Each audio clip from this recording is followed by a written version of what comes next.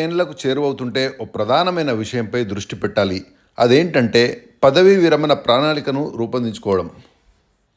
ఇందుకోసం క్రమానుగత పెట్టుబడి విధానం, సిస్టమేటిక్ ఇన్వెస్ట్మెంట్ ప్లాన్ లేదా నేరుగా ఈక్విటీ షేర్లలో 30 ఏళ్ల పాటు మదుపు చేయాలి. ఇలా చేస్తే మీరు రిటైర్ అయ్యే నాటికి చక్రవడ్డీ ప్రభావంతో మీ పెట్టుబడి భారీ నిధిగా మారి మీకు ఉపకరిస్తుంది. ప్రేక్షా బైడ్ స్టాక్ మార్కెట్ నిపుణురాలు.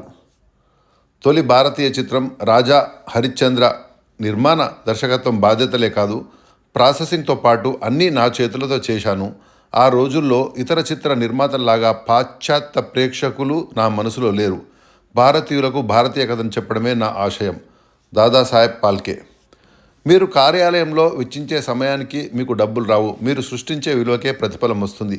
తీరిక లేకుండా గడపడం చాలా సులువైన విషయం, ఉపయోగపడేలా ఉండటమే ముఖ్యం. పని ప్రదేశంలో గంటల కొద్దీ గడపడం వల్ల కాక ఫలితాల సాధన ద్వారానే మీ విలువ పెరుగుతుంది. వివేక్ బింద్రా 12 ప్రపంచ రికార్డుల సృష్టికర్త.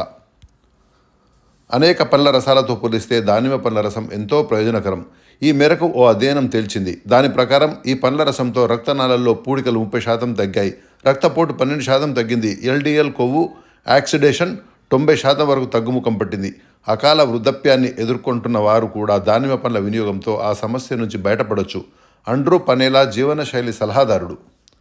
హృదయ సంబంధిత సమస్యలు లేదా మధుమేహంతో బాధపడేవారు తగు మోతాదులో మెగ్నీషియంను తీసుకోవడంతో ప్రయోజనం పొందవచ్చు.